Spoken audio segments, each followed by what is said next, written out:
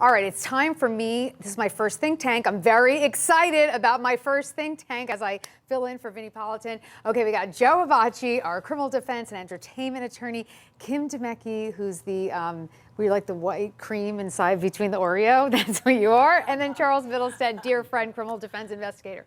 Thank you guys for being here. We're very, very happy to get your insight and your expertise because this trial is as captivating as it is gruesome. We all agree with that, right? Absolutely. Now, my biggest problem is the delay. Now, so I'm going to do the defense attorney thing and say, this guy, Eric Boyd, he's been tried. Just in the last block, Joe and I were talking about federal cases and this whole idea of dual sovereignty. And this guy has been tried for this case, not precise charges, but this Different case, charges. 2008, convicted, incarcerated by the feds. Back when it happened in 2007, state didn't have enough evidence to prosecute. And now here we are 12 years later. Kim, is this fair at this point to bring Eric Boyd to trial after the four defendants, the other defendants, they've been tried a long time ago, but now he's on a chopping block? Is fairness part of the equation? It should be in the justice process. It should be in the justice process, but I don't know that fairness is really what the state's looking at when they're deciding whether they're going to prosecute him. They're really looking at what evidence do they have that they now think that they can bring these additional charges. Well, okay, that's a good point. So, Charles, George Thomas, one of the co-defendants, so there's four co-defendants, and we'll talk a little about them individually, but George Thomas, we expect, is going to be the star witness against Eric Boyd. George Thomas was part of the prosecution back since 2007. So, as a defense attorney, that's what you're going to say. I mean, why is he now all of a sudden has information against Eric Boyd? Where was it back then? Right. So the real question is there some benefit? Why is George Thomas suddenly a witness for the state, and what is he offering, and has he been promised anything, or is he hoping to get some sort of benefit out of this? And then we also have one of the lay witnesses who is this... The girlfriend. Well, no, there's like a worker who had driven by and originally made Xavier Jenkins, yes, Xavier, right. But the issue is he was subjected to some sort of lineup at the time, and subsequent to this event, there's been all this reform that's happened in the form of eyewitness ID. Now, I know it's more of the vehicle that he was spotting, but the same sort of issues with suggestiveness that exist in terms of trying to ID a person exist in this case too.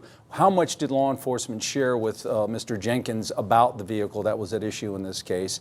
And so the propriety of that particular lineup and this witness's memory are going to be a big issue again. And then there's, I think, a third piece of this, which is any new evidence that might exist. And there's the girlfriend, right, that loaned Mr. Boyd her vehicle, and what came of that, and what sort of information is she now offering that maybe she didn't offer during the original trial? Well, okay, so Joe, George Thomas gets up there, you're the defense attorney. What kind of cross-examination do you put him through, focusing on the fact that he didn't come forward over a decade ago against Eric Boyd? Well, just like Charles said, I mean, what incentive are you all of us? What incentive do you all of a sudden have to flip and come and do this now? Just to remind our viewers, George Thomas, he was convicted in 2009. He's doing double life sentences for the killings of Channon Christian and Christopher Newsom, our two victims. So what kind of incentive could he get at this point? I mean, he's doing 2 life sentences. No, they can definitely incentivize him to testify. I mean, definitely, I'm sure that there's going to be some arrangements made for him to benefit from his testimony. And that's what the defense's job is to get at what that is. Well, do you think it's... And the fact that now his memory is obviously not going to be as credible, solid, et cetera, as it might have been at the time. And so they're going to have to chip away at that aspect of it as well. But what kind of incentives can you get in prison? Like better food? Like, what are you going to get? You're doing 2 life sentences. What could you possibly get? Better the possibility coffee? of parole. Maybe there's life with. Okay, all right, so that could help. So there's possible daylight there still. Oh, that's good. That's exactly what it is. Is there anything else? Like Starbucks versus Folgers? Like, No, is I there don't any think so. other incentive here? Sometimes it's a vacation, just being in a holding cell somewhere else outside of your normal environment, different food. I right? completely agree with you. I mean, that happens. I think it's like a field trip. It's like getting to go somewhere. It's like a little mini vacation. It's Being anything relevant. being relevant. That's a good point. That's a good point. Right. Yeah. Just, being a part of this. So, but okay. So we have George Thomas. Now we also have another witness that we expect to hear from, and that is Daphne Sutton. She is the girlfriend of the ringleader. Let's talk about the ringleader a little. Let's show him, and this is Lamarcus Davidson. Lamarcus Davidson is allegedly the ringleader. He's the only one on death row for this case, and in 2009 he was convicted. Would there be any incentive for Lamarcus Davidson on death row to testify? I don't think that, obviously, I don't think they're going to make any adjustment to his overall sentence, if that's what you're asking. But those same incentives, maybe, just personal benefits, I'm not sure. Yeah, even him, right? Yeah. I mean, there's some of the other players that I would think. So Lamarcus Davidson, the lease on the house. So this young couple, they were carjacked and then abducted, taken to this house. Lamarcus Davidson lived with Daphne Sutton. Daphne Sutton's name is on the lease. She says, now she's testified as a prosecution witness in the prior trials of the other co-defendants, and she basically says that she came in, she saw what's going on. There was a lot of public outrage that she wasn't charged. People say it's because she's white. People say it's because her uncle's a police officer. Kim, does it sound like, from the facts as I laid out, that there would any reason to charge this woman for any, I mean, she walked in, she saw what was happening. She didn't participate in it. Well, she didn't participate in it. She left. Did she tell anybody about it? Did she go seek help for these people? Right. Is that a crime? That has to be the question. Is it a crime not to offer assistance merely because you know a crime is taking place? That's a good Samaritan statute. I think it should be, but Charles? Well, I was going to point out that the same sort of pressure that we're talking about in reverse is also, I think, what the defense may argue with regard to Boyd's prosecution here, is that there's been overwhelming pressure for years now to charge him for the murder of these two victims. Even though he was prosecuted federally for different charges relating to this incident and having a different role, that a lot of this is said to have come from pressure that's been put on the county, on the DA's office, to prosecute him. I agree. I mean, I think you attributed this massive delay to, or this resurfacing of this to additional evidence. I think it's more attributable to the pressure. The fact that people were very dissatisfied with his exclusion from the case initially. No, I agree with you. I think it is, but that's my problem. That George Thomas is not new evidence. George Thomas has been around since the inception of this charge. But there's always a possibility that there is some new evidence that we don't know about. Now, our crime and justice reporter has looked through the file, looked through the motions to suppress. Obviously, if there was some type of DNA or fingerprint or additional new evidence, there would be a motion to suppress attached to that. We have not found anything. So the only evidence, from the beginning of this case, this couple is in an apartment parking lot.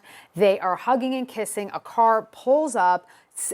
According to reports, several men get out with guns. So if you're going to talk several men, in this case, of the 5 defendants, 4 are men. So it just doesn't make sense that at this point, none of the other co-defendants back in 2007 thought they would get a better deal by also flipping on Eric Boyd. Maybe nobody was offered a better deal. The state would have to actually offer that deal for somebody to flip, and maybe they weren't offered the deal. It was a relatively horrific crime. The details are just gruesome. Well, we really don't know. Maybe Boyd got a deal. Maybe Boyd had some arrangement with the government, and maybe he was just kind of behind the scenes providing information. We just don't know. Well, he did at least probably accessory after the fact. You got Nicole Mathis, right, who was Boyd's girlfriend at the time. Yes. Who knows what sort of pickle she got herself into that she might be trying to work out, and now she's come up with this new testimony. I mean, it seems by and large that the new evidence is probably testimonial in nature, right?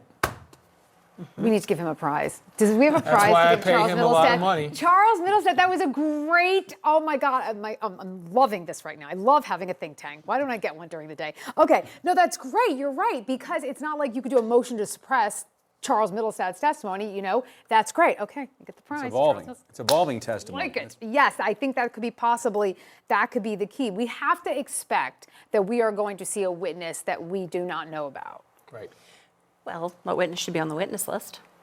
We don't have the complete witness list, I think, at this point. You know, But they also might be saying something different. They could have been on the original witness list, and their testimony has evolved over time, right? Which gives the defense a great opportunity to cross-examine them on why their testimony didn't include that the first go-around. right. But there would still, yeah. I mean, I think there would still at least maybe be some arguments about it beforehand. But again, you know, the at least the hard evidence. So there's like the DNA was found on the female victims, Channon Christian's, her body and her clothes, and that belonged to Davidson, the ringleader, and his brother Cobbins.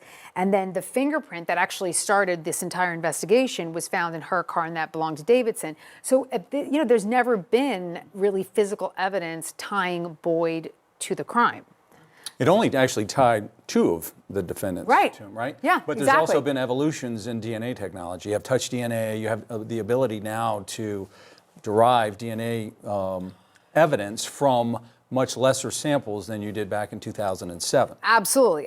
Because before, and we can talk about DNA, like when they put up those charts of the DNA, before there was only, I remember when I started doing it, there was like the 13 you know, slots, and now they go up to like 20 something, so it could be much more intrusive. But see, again, so the DNA was found on her body, on Channon's body, and it points to those two, Davidson and Cobbins. The question is, are there more samples that could have been retested? So if there were perhaps unknown profiles, maybe the technology would allow for further testing to connect it, but then there would be some kind of motion Should be. by the defense to Yes. suppress that.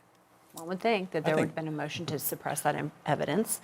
I don't think there's more DNA. I don't think there's more DNA I don't think either. there's more Feels like DNA. it's testimonial in nature. Yeah, it feels that it's testimonial in nature. But you know what? If it is the girlfriend, and the same question arises, why didn't you say this back in 2007?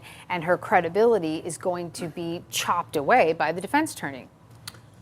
What if she found some corroborating evidence? We know that her original testimony was that she found some silver bullets, Right. silver bullets in her car after Boyd had borrowed it. What if suddenly she discovered these silver bullets? And she didn't have them at the time. Do we know whether those were part of the original case or not? I do not know that. All I know is so there were three. The only 3 gunshots were to Christopher Newsom, the boyfriend, and I don't have know the ballistics on that. So I'm not It sure. sounds about like they that. were shell casings, is what she was describing, right? They were probably silver shell Right. casings that she found in a bag in her vehicle after Boyd borrowed it. That's the way I read it from the original testimony. But I don't know. Maybe you guys know whether she had provided those to law enforcement at the time. I mean, that seems like that would have changed the case considerably had she done so, because those would be easy enough to match up. Right. With the caliber of the, if they couldn't find the projectiles, at least have some sort of caliber match, right? So that would have changed the complexity I'm of not convinced it. that this was a prosecutorial decision that was made not to prosecute him at the time. I think there probably was more going on behind the scenes. I think he could So have you been. think it was all like public He may have pressure? been cooperating, a witness. He may have been. There may have been things that we were not aware of in the public, and I do think that we're here because of the public pressure. Okay, all right, think tank, stay here, stay tuned. Okay, we will continue to dissect our next big trial. Tennessee versus Boyd starts tomorrow morning, 9:30 a.m. with opening statements. I see them every time I shut my eyes. Sometimes I see them when my eyes are open. It's just part of my life. We'll go through that in order to get the guilty person. It hurts to see those pictures. We've seen them before. That just shows the public what he did to Chris. Welcome back to Closing Arguments. My think tank is still here with me, helping me preview for you our big trial coming up tomorrow morning, 9:30 a.m., opening statements in Tennessee versus Boyd. Okay, so again, this case is very, very complicated, and now Eric Boyd is facing a trial of an incident that occurred in 2007. So Charles, as an investigator, how do you go back in time? That's the difficulty here. You know, Boyd is actually, his team and he are really working at a deficit. If he was going to advance any sort of alibi for his whereabouts, at this point, given all of the publicity, this guy's, he's a hot potato. Nobody wants to be associated with him, right? Right. But furthermore, there could be witnesses that are gone, that are inaccessible, unavailable, dead. And so it makes it really, really hard to mount that sort of defense where you want to tee up some witnesses that are going to be able to attest to his actions, his activities, things they may have seen, things they may have heard. That's just not going to probably exist for him. So it really does put him at a tremendous deficit in trying to defend himself. Is there any evidence that you can think of at this point that should be retested? The clothing, the DNA, is it worth doing any of that? The worst I thing don't is think you so, find his because the DNA. absence, that's right, the absence of any connectivity to him does not exculpate Right. him, right? I mean, he could have been standing there the whole time. So it doesn't really, even if you prove that there is nothing connecting him, that's not the state's theory in this case. The state's theory seems like it's going to rely more on some sort of, on testimonial evidence, right? Right. Now, would everybody here go and speak to George Thomas, Absolutely. Of course. Have to. Vanessa Coleman, Have to. Absolutely. the brothers, Davidson, Cobbins? You'd speak to them, right? And try. also, right, you try, right. And then also Daphne Sutton, the girlfriend that testified for the prosecution. Go talk to her. You have to. Absolutely. It wouldn't be effective if you didn't try. Right. And that would really help you prepare. I mean, the good news is here from a trial preparation perspective, I mean, you have transcripts of Yes. previously provided testimony. And I'm not saying that's not going to change, but it's so important that you almost memorize those transcripts so that when and if that person testifies again, that you can then cross-examine them based on any inconsistencies that were in their prior testimony. Now, over the break, you two, I think, were having a debate on this whole whether Boyd was cooperating or not cooperating. And Joe, you were going to make a point about a proffer letter and explain that to us. Right. I think their point was that, well, if what would be the incentive now to testify? I mean, if you didn't get a deal, right? What were you? Well, I mean, if he was cooperating behind the scenes in some fashion, one would think that his attorneys would have had some type of some type protection of for deal him. in place. Yeah. And I think Especially she with the was- feds. We're talking The about feds- Boyd? Yeah. Well, I mean, if Boyd was cooperating, it's the feds. We'd know it. We'd be able to see it in his PSR. We'd see it on not all. Pre-sentence report, right? No, Yeah, a lot of that's under seal. I mean, not Yeah, but- not always. And the thing is, if he had been provided a proffer letter, which is a letter protecting him from his own statements, right, and giving him some sort of, not always to the level of immunity, but some sort of quid pro quo, Right. then the proffer letter will typically have language that says you can't you act in a way that's not consistent with the proffer agreement, right? And that's an ongoing requirement. So he may have done something To violate the proffer foreseeably agreement. to violate that Okay. proffer agreement. Okay, now do you guys also call it Queen for a Day? We used to call it Queen for a Day. Queen for a Day. Yeah, you do call it Queen for a Day. Yeah. Okay, and I think it comes from, I guess, England or something, where they would say, oh, you're Queen for a Day. So it's like everything you do You're is queen free every for all day. day. Oh, that's very nice. It's not, really not.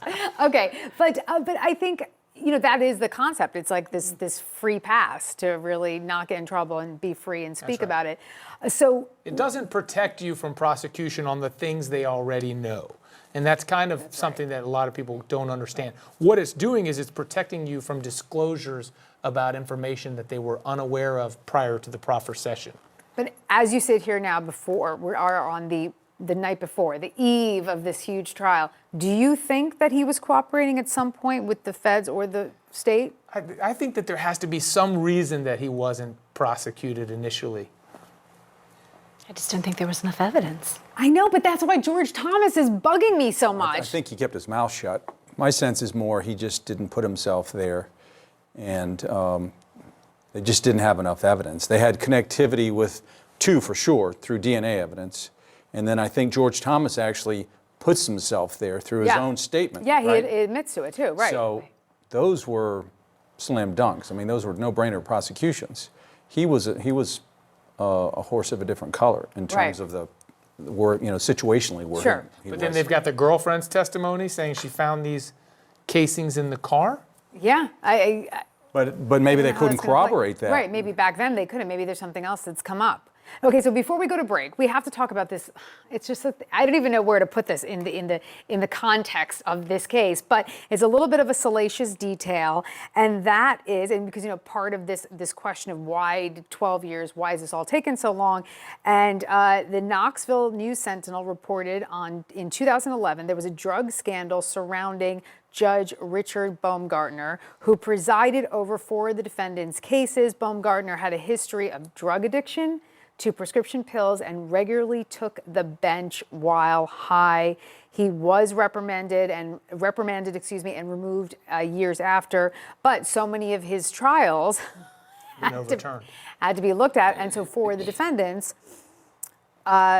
they got new trials, and then they're still convicted. Everybody's incarcerated again. But the bottom line is this going to play out during this trial for Boyd? Does anyone care, or is it just juicy?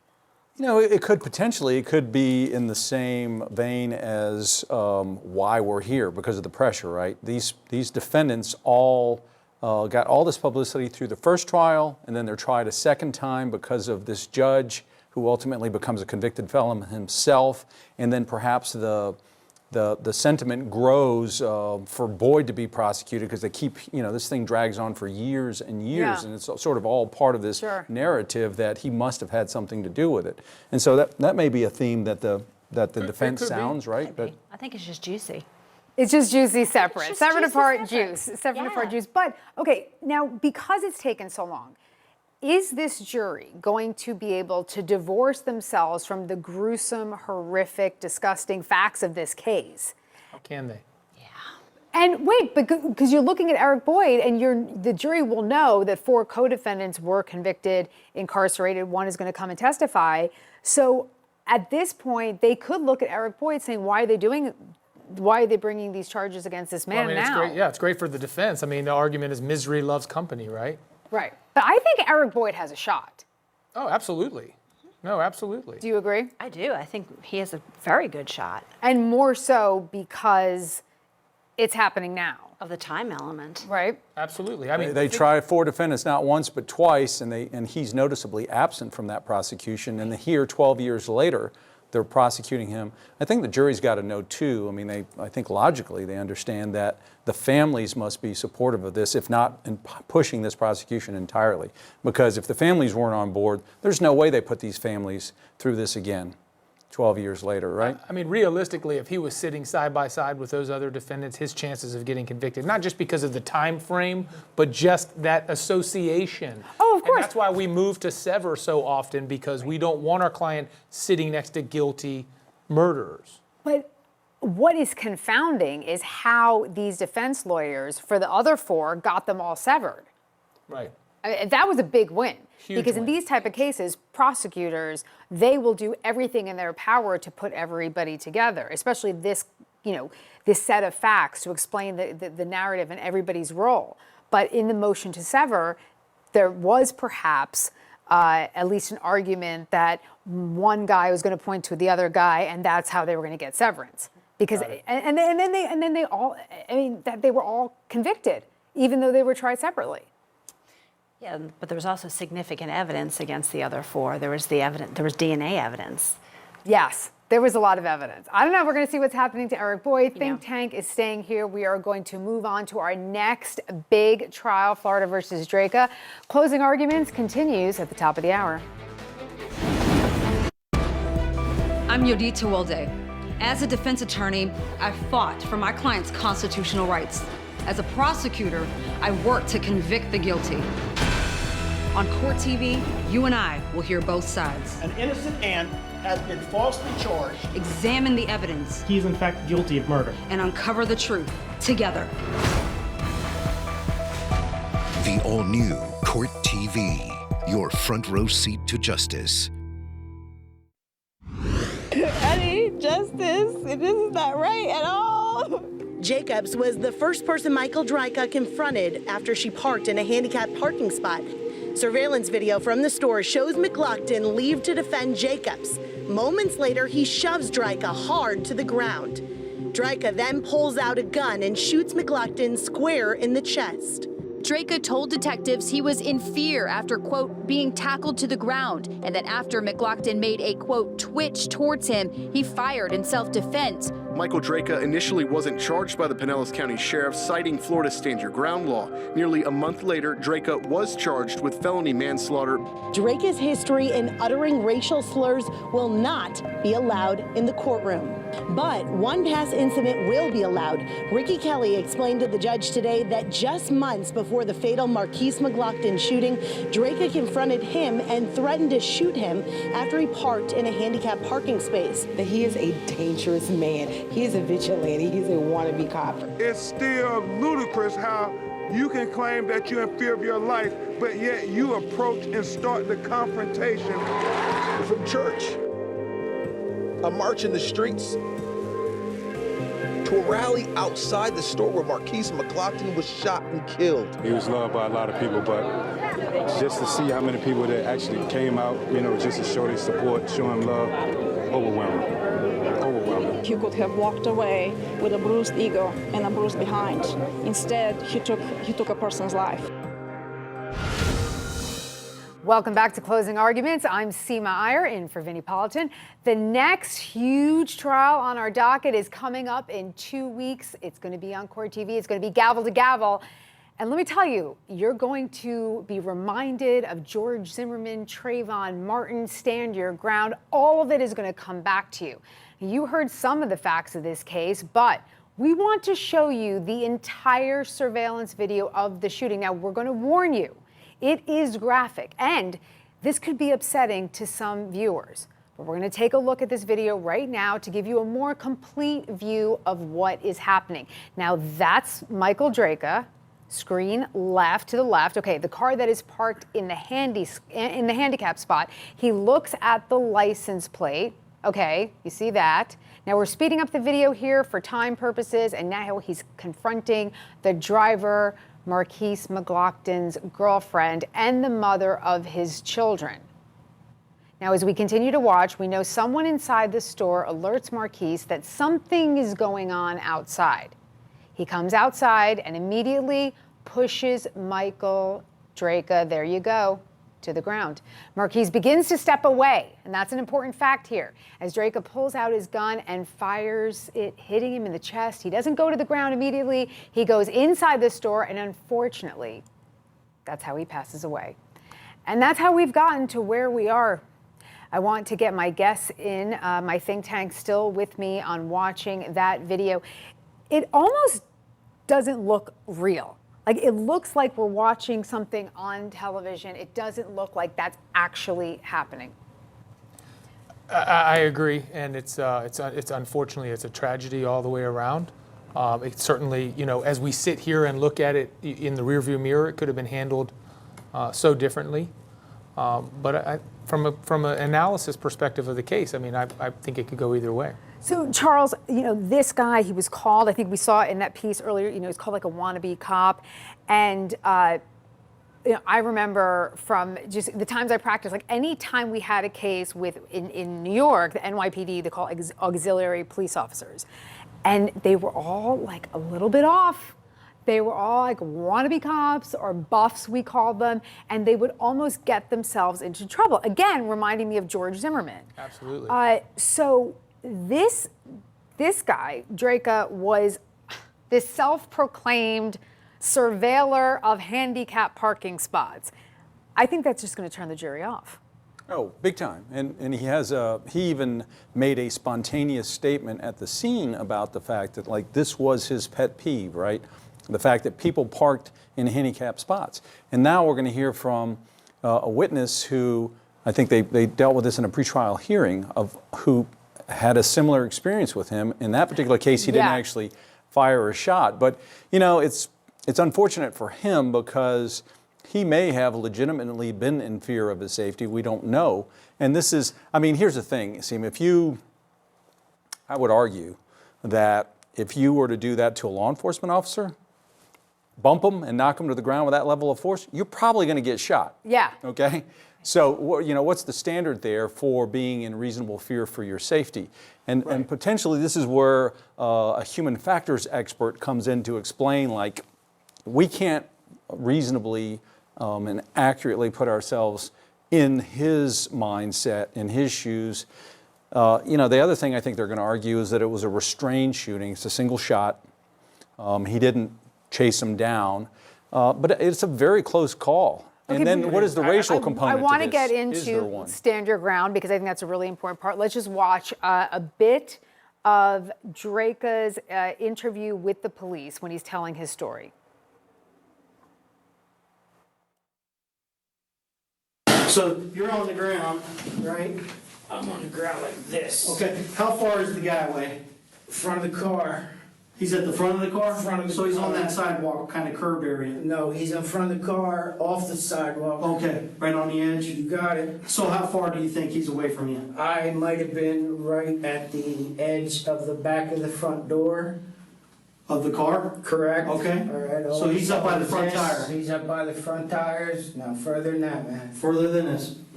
Further than that, man. Okay. I was back further. He had to be further than that. Okay, so he's about this far? Yeah. Or maybe even further? And as I come up this way, because I have to come up off my hand, all right, I bring the gun out with me. And as I'm coming back this way, I can't support it, so I hit this. Okay. And as What does he do? as I come out like this, he's taking his step. Okay. Taking a step? Taking his steps towards me. Okay, how close does he get to you before you fire the gun? Maybe to the front tire. So show me where, tell me when to stop. Stop. Okay, so right here. Yeah. Okay. Was he charging after you? 2 steps running. Okay, well, you're saying he was running? Well, it would have been running when he got out of behind the car. Okay. Okay, so all of you were kind of arguing with Drake. What we was saying in the video is that he was saying what? He was saying that it sounded to me like he's saying I was 2 steps running forward or 2 steps something towards him. Now, I don't see that in the video when I'm looking at it, but I do see a guy who's just been shoved pretty violently onto the ground. And remember, this is taking place in a matter of what, 10 seconds? Right. 15 seconds? I mean, literally, he gets shoved on the ground, and that gun is out, and he's shooting him within 10 seconds. So it's just, like, very quick. Is the problem stand your ground? Yes. I mean, I think here's what you have. On one side of this case, you've got a situation where clearly this prior act is going to hurt him significantly, like Charles pointed out. You know, it's amazing the evidence about his apparently racial statements is not coming into play. So that could have been very, very damning for him. But then on the other side of it, when you really look at the video, he's really caught off guard. This isn't a situation where he's had a moment to contemplate exactly what's going on. He's in a verbal encounter with the female. He's certainly not encroaching on her personal space, and it's just verbalized. But then all of a sudden, boom, is this pretty severe, violent shove. But then the argument to be made that the retreat was there and that the gun did what it was supposed to do by simply pointing it at the victim. By pointing it at him, what did he do? He took a step back. So he probably, that could have been the end of the encounter there. It could go either way. But there is no duty to retreat with stand your ground. So some states, there is, even if you're acting within self-defense, even if you're justified, you still have a duty to at least try to retreat. And stand your ground law, which is adopted in many states, I think there's at least over 20 states that they have stand your ground laws, including Florida, including Georgia, and but there is this. There's no duty to retreat. You can just act spontaneously. That's right. And clearly that's what he did here. He acted spontaneously. Right, and it's almost being. It's allowed. Okay, let's actually play that other clip we have of Drake's police interview. So you get to the store, kind of walk me through what happens. I park my car and that's my store. I'm there every day, plain and simple. And every day there's somebody pulled in handicap spot there, just waiting on somebody. Okay. So I have a pet peeve about it. Sure. I, said, do you mind, moving? There's a spot next to her and there's spots out front. I said, do you mind moving and waiting on somebody? And So there's plenty more spots and there's stuff. plenty more spots, yes. And she took that as an affront that I would speak to her that way. Started getting a little, yelling, and then of course. So you walk up to her car? Actually, I was walking around it. Oh, okay. Okay, because I parked here, she was here. Okay. Okay, so I just checked for placards, plain and simple. And she inquired about what was going on. Okay. And that's when I told her, about the handicap spots. What did you tell her? I said, it's not very polite to park here when there's other people who need to use this. She says, is it affecting you directly? I said, if my mother-in-law rolls in, yes, it will be. So, there was nothing, there was none of that between us at all. Okay. No, nothing. It was just heated words, that's all. About how I was speaking to her, I guess. Okay. She said, what do I have to do to get my man? I said, well, what's gonna happen then?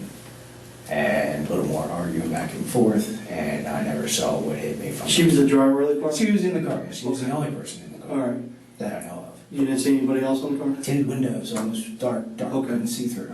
All right. So you guys are talking? Yeah, exactly. She's out of the car by this time. Okay. Standing next to it, that's all. Okay. And I got hit from the left side and thrown straight backwards in line with her car. Okay. So if you saw the two white ladder lines next to the thing, that's where I was standing. Okay, so I went almost straight back after I got hit. What do you mean hit? I was standing like this talking to her. Okay. I was hit from right here. The shoulder was pulled in front of me, and then I was. Oh, okay. And then I hit the ground. Okay. Okay. I'm pretty sure.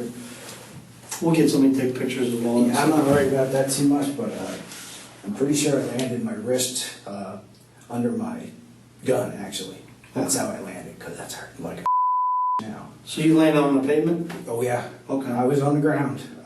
So that time I had to put hand down to get hand out from underneath. As I come out, I start drawing my weapon. As I start leveling off my weapon, he makes his next step towards me, and 21-foot rule. I'm on the ground already. Right. Okay. It happened so fast, and that was that. Did he say anything to you? Negative. Not a word. Okay. Did you say anything to him? No. Like back up? Or? No. Okay. Okay. So you draw your weapon. Talk to me about that from. Well, the way I was able to draw it, I couldn't level it with one hand, so I had to eventually try and bring my left around for support. Okay. And he made his step towards me, and that was that. How many steps did he make towards you? Just one step. Okay. And then that was that. Talk to me about that. What do you do from there? I made sure there's no other threat around him, because it spun him a little bit, and he ran into the store. Immediate threat gone. I did have her as a potential. No, I mean beforehand, before you fired the gun. Ask me the question. Before you fired the gun. Yes. Once you pull the gun out. Yes. Okay. You said he stepped towards you? Yeah. Okay, so Kim, you were really all about him when his hand was in the sling. Then the hand emerged from the sling, and I think you maybe lost a little hope in your but he's your holding pretend it. client. He's holding it when it comes out. Okay. So, look, you're going to use that video if you're a defense attorney to your advantage at trial. Look, my client was injured during this altercation. He was pushed so violently down onto the ground that he's got his arm in a sling. It was hard for him. He even says at one point, as Joe pointed out to me, that it was hard for him to get his gun out. He had to hold it because it hurt, because he was hurt. And it's almost independent evidence of the assault, that type of injury. Yeah. And so then he pulls his arm out to demonstrate, and he's holding it, but I'm not sure I'm buying that hold too much. They should have called one of you two before even going there. Nobody should ever talk to the police without a lawyer present. I just don't get it. Never. Have you ever seen an episode of Law & Order? All right, we got to take a commercial, but next we take a look at a press conference the sheriff held where he says Draco was within the borders of the Stand Your Ground law. That's next.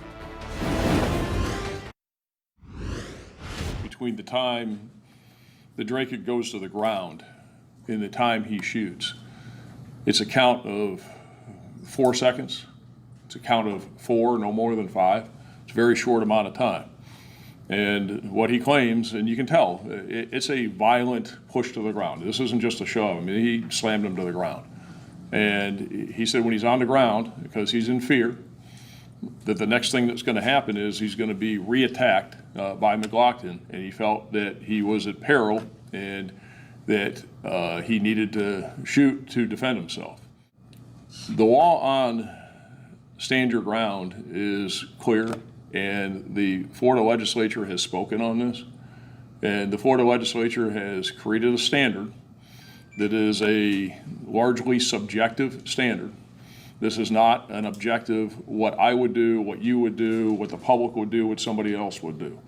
This is more of a subjective standard, and the person's subjective determination of the circumstance they were in, the fear that they had, is relevant to the determination of whether they're justified in the use of force. The immunity that people are granted under the stand your ground law is just not an immunity from being charged, not just an immunity from being convicted, but it is an immunity from arrest. And I'm going to read this to you, and this is Florida Statute 776.032, and here's what it says under paragraph 2. A law enforcement agency may use standard procedures for investigating the use or threatened use of force as described in subsection 1, but the agency may not arrest the person for using or threatening to use force unless it determines there is probable cause that the force that was used or threatened was unlawful. So we're precluded from making an arrest in this type of a situation. Sheriff Gualtieri believes Draco was within the borders of Florida's stand your ground law. During the pretrial hearing, the defense argued the state is working against the sheriff and the stand your ground case should apply. Let's take you back inside for the defense motions hearing. Number 3 says the state attorney and sheriff have worked together on so many cases that in essence they've created an attorney-client relationship. And then now they're acting in opposition to their own sheriff. I'm not going to re-argue what I've already stated, but that essentially dovetails my earlier argument that when the sheriff does an investigation and becomes intensely involved in that investigation and on his own makes the case a matter of national attention by multiple press conferences, wherein he repeatedly states over and over that he does not believe that Mr. Draco essentially committed any crime, and that he should not be arrested, and that his defense is stand your ground, and that's what the legislature passed, and that's what he was abiding by. Personal opinions by either the sheriff or the prosecution should not be relevant in this case. If they disagree with the law, take that up with the legislature.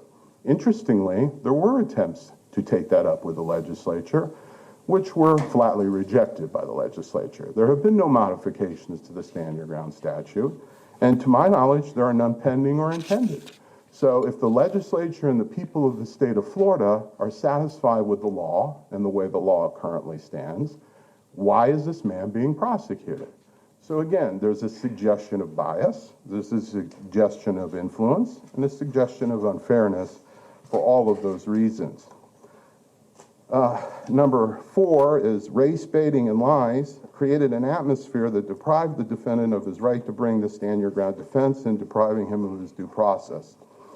Again, I'm not going to go into great detail because it's laid out in the written motion. But suffice to say that this case has been characterized, I should say mischaracterized repeatedly, as about a handicapped parking space. What everyone seems to be missing, except those maybe directly involved in the case itself, is that this has nothing to do with a handicapped parking space. What this case has to do with is the appropriate use of lethal force when attacked. There is no dispute factually, and I will be amazed if the state stands up here later and says that there is a fact dispute about this. that the alleged victim, when he exited the store and left his small child standing in the store while... I'm going to object. This is kind of like a closing argument. I mean, this is a motion about whether or not our officer should be recused. I don't know why we're talking about all this beyond the face of his motion. I'll overrule the objection. You may continue. Thank you. So Mr. McLaughlin exits the store when informed by an independent witness who has no bias or interest in the case that there was some dispute going on between his girlfriend and a gentleman in the parking lot. He has no knowledge what that dispute is about, and he doesn't make any inquiry as to what the dispute is about. He leaves his child inside the store, races and makes a beeline directly toward the defendant, which is captured on video, and shoves him violently to the ground. He doesn't stop and say, "What's going on? Why is there a dispute here? What is this about?"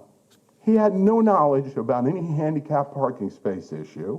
He had no knowledge of any conversations that occurred between his girlfriend and Mr. Draca.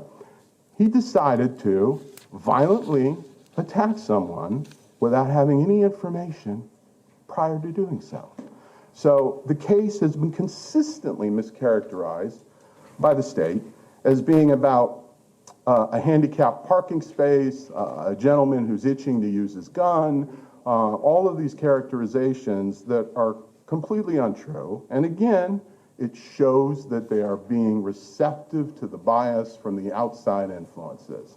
That sounds more like Reverend Al Sharpton talking than it should be the state attorney talking in the case.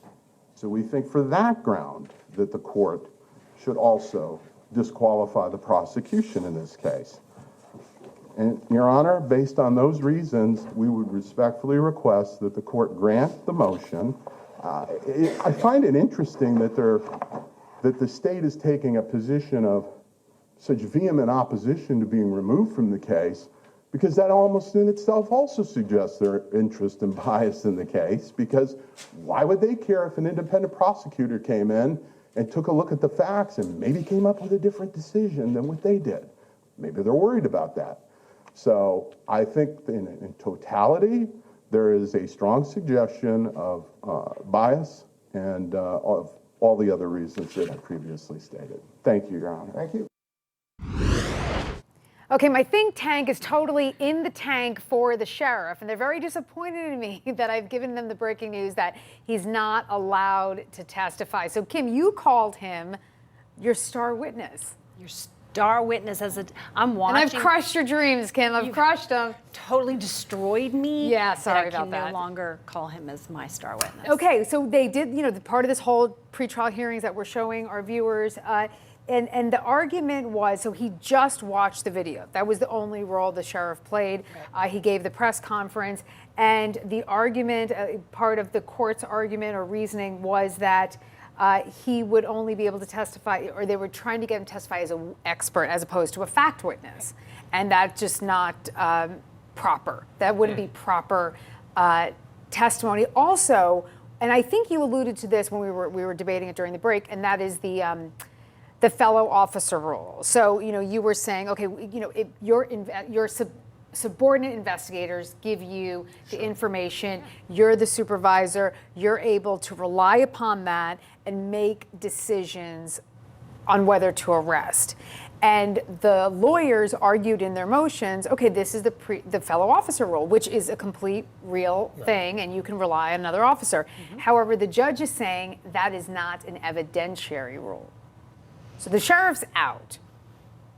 Well, I'd try to get him in as a fact witness then. Although they may very well be able to get some of that information in through the officers that actually investigated the case and interviewed him, took his statements, investigated and spoken.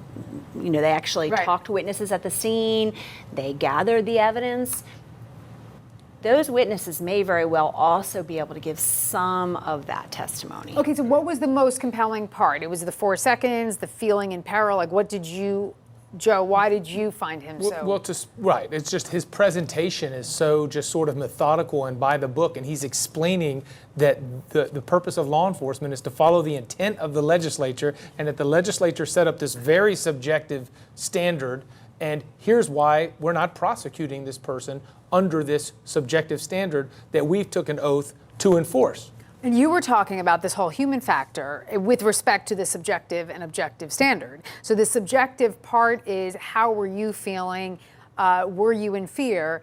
And the objective the objective part is, would anybody in that circumstance also feel that way? Like, is it objectively reasonable to be in fear in that circumstance? Well, that's the whole case. It really comes down to whether the jury believes he was in reasonable fear for his safety. That's the main reason that most officers never get charged in police-involved shootings, because there is a certain amount of deference to them in the course of carrying out their job as law enforcement officers to have that latitude to make that sort of shoot, don't shoot subjective decision based upon their level of personal fear and how they're interpreting the scenario that's going on.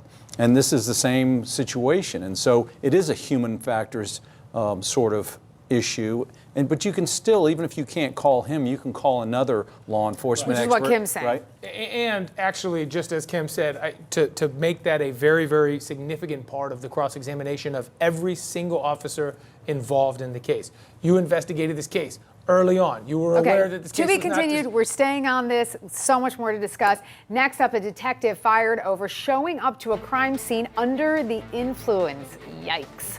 The defense is going to argue whether he could have been drunk during this investigation. We'll discuss next. During the pretrial hearing, the name George Moffett kept coming up. Moffett was fired after he was arrested for a DUI when he responded to a scene of a shooting. Oof, okay. The defense has argued that it's possible Moffett was under the influence during the Drake case during the hearing. Let's take a look. Mr. Rosenwasser. The motion to eliminate regarding George Moffett. Okay. Go ahead. George Moffett, at the time, was a detective at the Pinellas County Sheriff's Office, and subsequent to this investigation, about 6 months later, he unfortunately was arrested for DUI and subsequently terminated from the Sheriff's Office. Detective Moffett was one of several deputies and detectives that were involved in the investigation of this case. Anything that he did is well documented. Any of the interviews that were done were on audio and video. The statement of the defendants that was done on audio and video, there's another detective that was present in the interview room. The entire case is basically captured on video, so any information, any testimony that will come out about his being arrested for a DUI 6 months later should certainly be held to be inadmissible. It doesn't tend to prove or disprove any material fact in this case. If the court does find that it's relevant, any relevancy is certainly outweighed by the prejudice in accordance with 90.403. I can't imagine the defense would have much of an argument over that particular issue. We don't intend to call him. Yeah. Oh, and the other things, we don't intend to call him as a witness. So that's probably very important. We don't intend to call Detective George Moffett. What says the defense? I'm surprised by that, given he was the lead detective in the case. Well, that's what I was saying. That's exactly why I was mentioning that everything is on video. Well, so that's the reason I mentioned that. What makes this somewhat different? Normally, I would agree with the state's position that that would be inadmissible, except in this case, it's a little different because he went to a crime scene drunk and was fired for that. That goes to relevancy as to whether or not he was impaired when he was investigating this offense. So I disagree with the state that it's not a relevant issue, because had he just been on his own time and got a DUI, I wouldn't have any problem with that at all. But the fact that he went to a crime scene, a homicide scene, and was drunk at the scene and was fired immediately for being drunk at the crime scene, that's very relevant, because the question arises, was he intoxicated when he investigated this case? And that would obviously be relevant evidence. So I think we are permitted to make that inquiry, Your Honor, respectfully. All right. State, any response? Briefly, Your Honor, because Detective Moffitt's not here to defend himself. Detective Moffett was not on duty. They were short at the sheriff's office on this occasion. Someone was out of town. They had a homicide, and he volunteered to help out. It was after hours in the evening, and he went to help out. And he had been drinking. And the sheriff's office fired him because they said he was impaired and shouldn't have been driving. We're not going to call him, so it's not relevant. But in fairness to Detective Moffitt, who's been a law enforcement officer for many years and a good law enforcement officer for many years, it's misrepresentation on that he showed up to work drunk. All right, what was he on call, by the way? My understanding is he volunteered to come out because they were short, and kind of the whole unit. But it was okay for him to be drinking.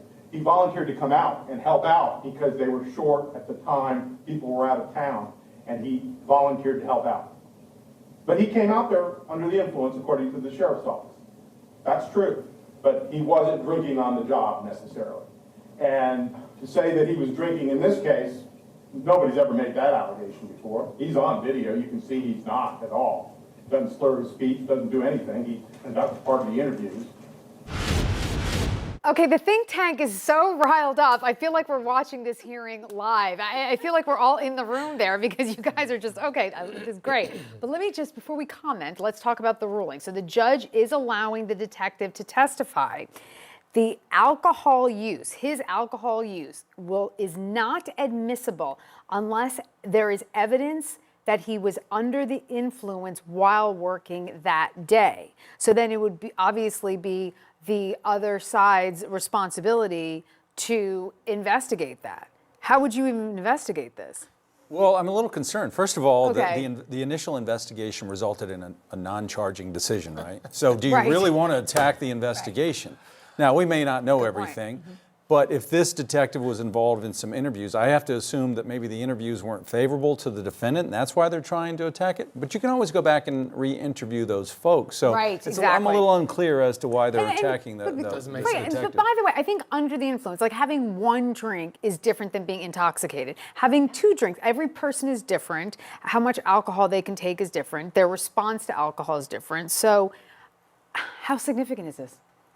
Well, I think there's that point, but there's also the point that the prosecutor made there at the end of the tape, where the prosecutor indicates that on this previous incident that resulted in this officer's termination, he was actually off duty and he was called without knowing that he was going to have to perform a work function that night. He was called to the scene. Which is like my biggest fear in life, right? Like Vinny calls me and says, hey, can you come in? You can pull it off. I could barely do this sober. Okay, but now, Kim, are we now in danger of having like these tangential trials happening? Now the jury is focused on whether this detective was under the influence as opposed to focusing on the trial at hand. Well, you are at risk of that, but the jury's never going to know this. They're not going to hear this because, as you said, the judge has already ruled that unless the defense can prove that he was under the influence that night. You know, if they do bring out evidence that he was under the influence that night, then it could be brought out in the trial. Or the officer could just show up under the influence at the trial and that would get be out of ideal. having to testify at all. Right. Charles? I think where it becomes significant is if you look at the initial investigation, resulted in no charge, right? What changed? What additional evidence came out that turned this into a charging decision and the decision to prosecute, right? Right. So is it this other incident that he was involved with? Is it evidence that maybe he had made some sort of racial slurs in the past? That there's something that changed in this case that resulted in this prosecution. So if that detective was involved in any sort of subsequent investigation, then I think it really means something, right? Yeah. Okay, have you guys ever had, because I'm going to take a moment, so, and there's a lot of case law when it comes to jurors being under the influence or judges or attorneys, and a lot of cases they will hold up because of the evidence in the case. I had a jury once where the jury was deliberating, it was a drug case, and in the bathroom of the deliberation room, the court officer found like an 8-ball. And so I was like, all right, motion dismissed, case over, go home, this is a drug case. What's that? I'm kidding, go ahead. Cocaine. So, and I just couldn't believe, but the judge said, nope, continue deliberations, clean out the bathroom, and he was convicted, and that case is still under appeal. But so I'm saying, like, a lot of times you think something that's so prejudicial, so insane happens, and there's still case law to support that the conviction is upheld. And that's not justice. Okay, stay tuned. Next, the defense raises some concerns for the protection of Michael Draco.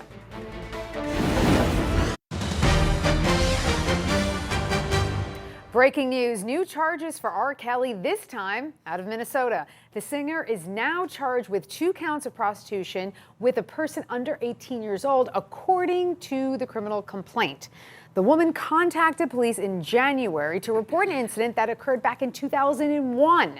She says she was 17 when she approached Kelly for an autograph. She called a number that he gave her, and then she was directed to a hotel room where Kelly allegedly had her dance naked for him for $200.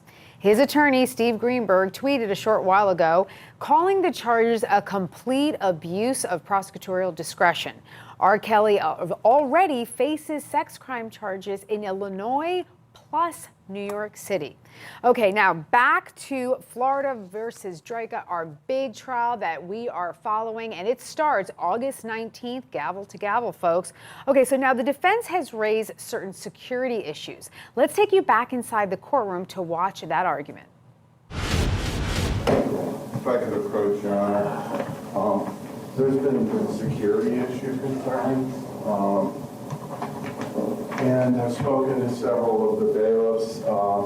It might be helpful if the court would agree to have us permitted to have an escort during the trial, beginning with jury selection to and from our vehicles. I've reported these death threats to the sheriff's office. This is just one of several that both my client and I have received.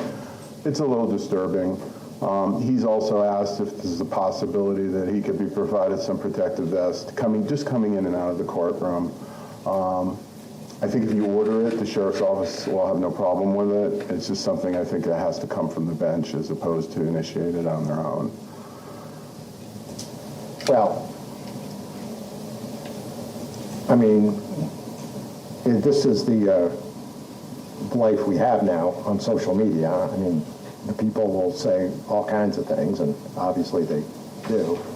I even got an email threatening me because the bond was only $100,000 and it should have been none or a whole lot more. So that's just the way life is now. Obviously, there's going to be plenty of security that week or those 2 weeks, however long it lasts. So I don't think that's going to be a problem. But as far as having an escort from the parking lot, is that what you're asking for? All I'm asking for is to and from the courtroom to the parking lot, just so that we have a safety issue. Well, I'm not going to order that. I don't know why it would be more of a safety issue then than it is now. Well, I think during the trial, it's going to be, from my understanding, I don't know if you received the correspondence from CourtTV, but they plan on covering it live nationally, gavel to verdict. So, I mean, it's... All right, well, I'm not going to order that. If the bailiffs, I was going to say at the sheriff's office, but it's the sheriff's office. I mean, that's who the bailiffs are. If they tell me that that's something that everybody needs and they're recommending that, then I'll order it. But if there's really no indication of anything, I don't think that one thing on... well, that's just one example, Judge. Right, I understand. But I don't think that means that anyone's life is necessarily in danger. That's just what happens on social media now. I've done a lot. If they tell me that they genuinely fear for someone's safety and they think that it's appropriate, I'll order it. We'll provide escort for anybody who requests it. Okay, well, how about that? So there you go. Absolutely. Okay. That solves that issue. What about the vest for the defendant in and out? Well, if he's escorted out, I think that should be good enough, right? The best would be above my pay grade. But if it's a word, we can make it happen. All right, well, I'm not going to order it. I mean, if you want to speak to someone who is at that pay grade, and if that person has bulletproof vests available, and they have no objection to lending it to the defendant, then it's fine with me. We might be able to rent out the Pope Mobile. I'll ask regarding the vest, and as far as the escort, we'll provide anybody an escort at any time. Okay. Thank you, sir. Very good. Thank you, Your Honor. All right. Just one last thing. I apologize, Judge. Okay, no problem. I believe we filed a motion regarding, in terms of the video, to eliminate out what goes on inside the store. And I'll defer to the state. They received a copy of the limiting? Yes. So I don't know if there's any opposition, but we're asking to exclude everything that happened inside the store. If Your Honor recalls from seeing the video, Judge, there's a portion where, as Mr. McLaughlin's dying, son's there, paramedics treating him and all that. And if there's anything that's unduly prejudicial and not probative, would be that. So I'd ask that the court eliminate that out. Okay, let's get some final thoughts from the think tank. With this security issue, is this going to be another type of George Zimmerman case? Because in George Zimmerman, the killing of Trayvon Martin, that case was so polarizing to this entire country. Mark O'Mara told me that they had to get an anonymous jury. Like, that is how much fear was put in all of the players.